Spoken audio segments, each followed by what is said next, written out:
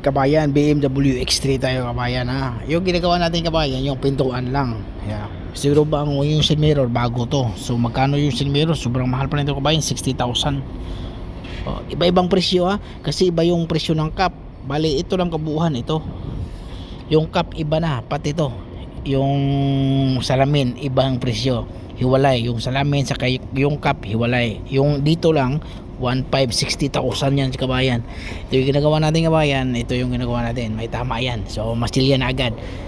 Tapos yun lang yung sinasabi ko ba yung 60,000. Tapos magkano yung labor lahat, magkasama lahat ha, kasama lahat yun, yung pisa, yung side mirror, lahat bali 5,000 pala.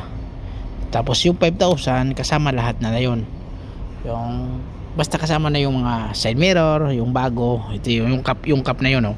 Tapos yung salamin yung isa, yung tatlo lang yung pisa, yung 5,000 5,100 nasa 200,000 200 ay sabihin natin 200,000 kabayan na 205,000. Tapos babawasan pa na ng side mirror kasi 60,000 yung side mirror eh. Tapos yung magkano yung cup, basta mahal, basta BMW kabayan na mahal yan. Yan ang sinasabi ko na kabayan, sincere. Pero ito kabayan, repair pala dati ito. Kita yung clear na to, manipis yung clear, hindi makintab yung clear eh. Okay, yun kabayan, maraming salamat kabayan. Huwag kalimutan mo subscribe kabayan ha.